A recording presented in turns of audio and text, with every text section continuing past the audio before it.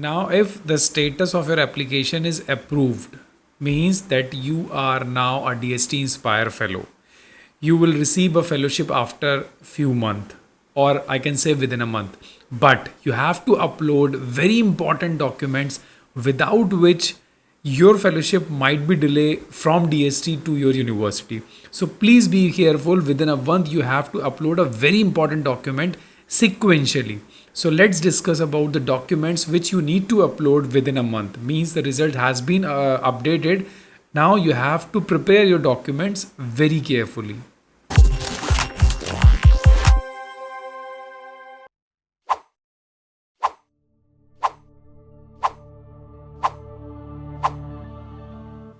So this is the first document which I guess everybody has like just reflecting on your dashboard.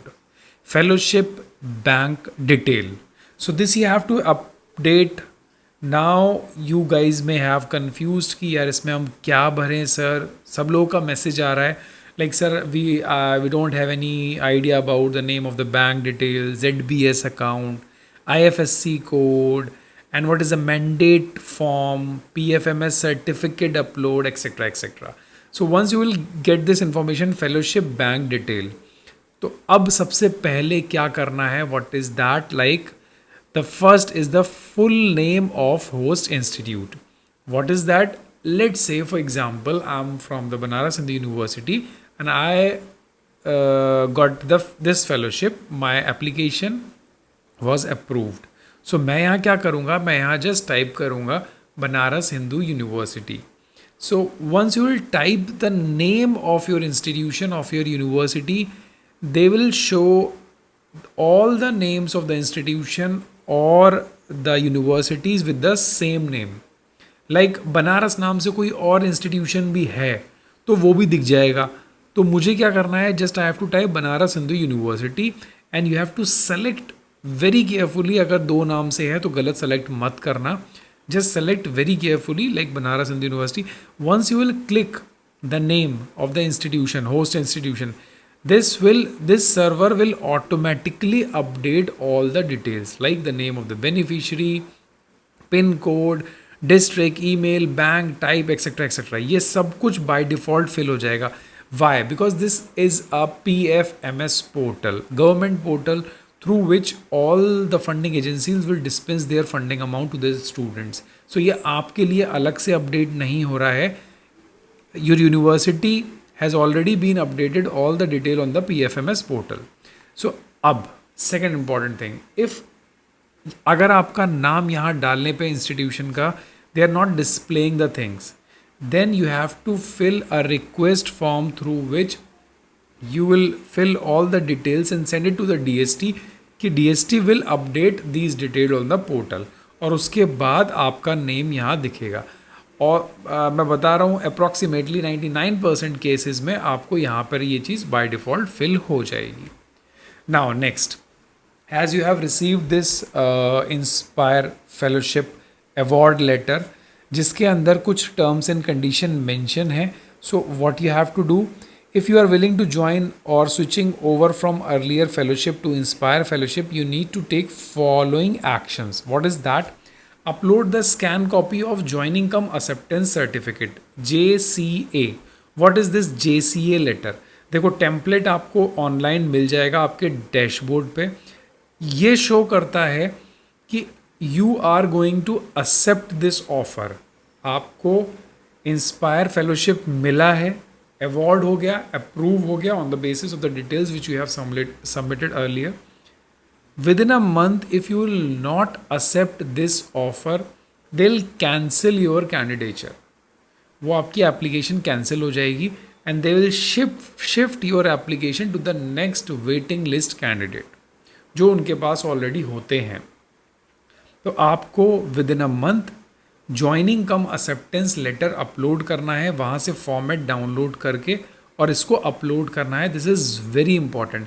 Within a one from the date of this letter. Date क्या है? 16 जुलाई.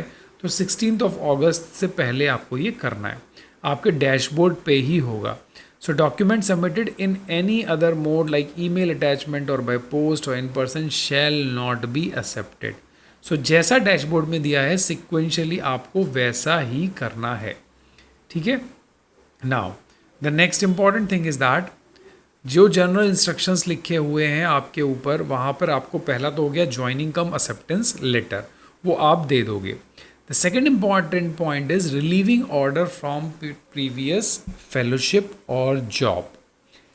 If you are availing some other JRF, if you are availing some other fellowship, or if you are doing some job, मे भी ऐसा हो सकता है आप PhD में register हुए और किसी प्रोजेक्ट फेलोशिप आप ले रहे थे, सो आप प्रोजेक्ट फेलो हो, जॉब कर रहे हो, so you have to upload the relieving order. Now if you are getting any fellowship amount, for example in my in one of the case, a person like will send me the details like, sir, I am getting the UGC non-net fellowship.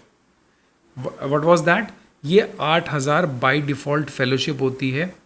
ये मेरा एक यहीं का member है BHU का, उसने मेरे को शेयर किया ये डिटेल कि like sir I am getting 8,000 fellowship by default, but I want to avail DST Inspire now, उसको अवॉर्ड हो गया है।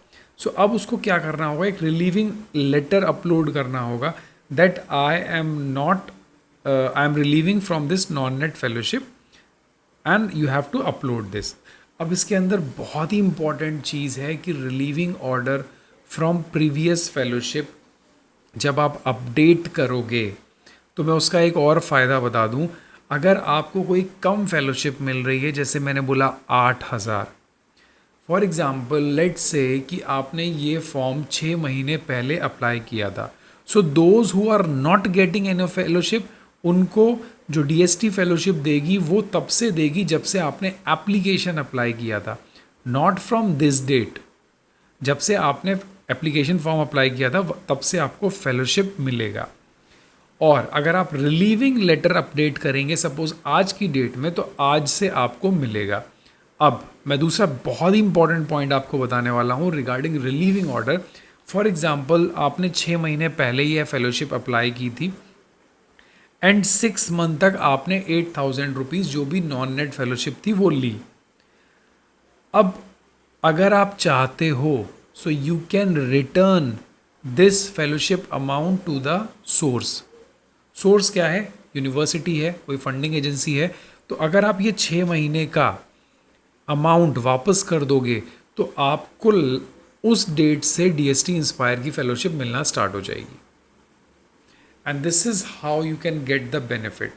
इसकी फेलोशिप है 40,000 जो सब HRA मिला के आने वाला है, और वो थी 8,000। तो 6 महीने का difference was huge. So what you have to do, you have to return, you have to give the relieving order that you have relieved, you have returned the fellowship amount to the university, to the institution. Now you're not getting any fellowship, तो DST आपको उस दिन से पैसा देगी जब से आपने एप्लीकेशन डाला है।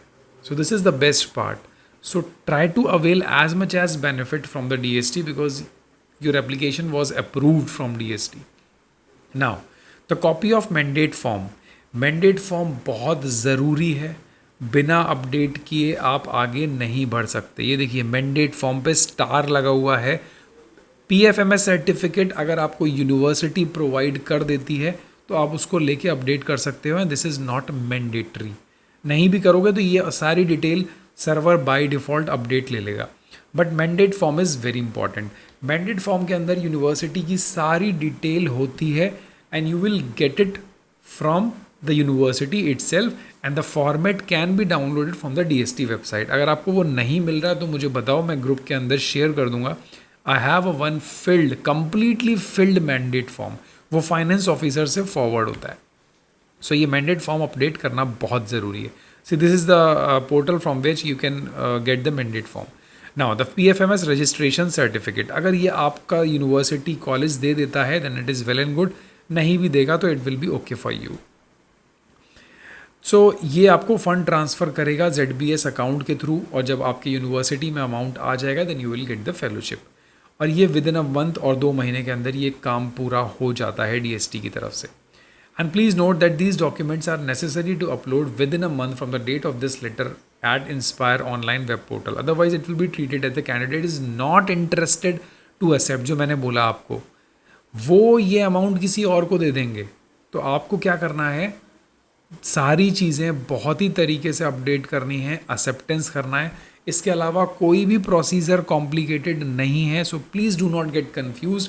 कुछ भी डाउट हो तो प्लीज़ पूछ लेना. अपने DST पोर्टल पे जाके ही सारी इन्फॉर्मेशन अपडेट करना. सो कॉन्ग्रेचुलेशंस वंस अगेन जिन लोगों को भी अप्रूव हुआ है. और इस प्रोसेस को बहुत ही प्रिसाइजली करो और टाइमली करो, लेट मत करो, मगर जल्दीबाजी के चक्कर में गलत मत कर देना. Still if you have any doubt you can ask me, because I have a lot of DST inspire awardee, जिससे कि हम चीज़ों को और कंफर्म कर सकते हैं deeply if you want. So thank you so much for watching. Still, if you have any doubt, please join our Telegram group so that it will be confirmed. Thank you. Have a nice day. Bye bye. Take care.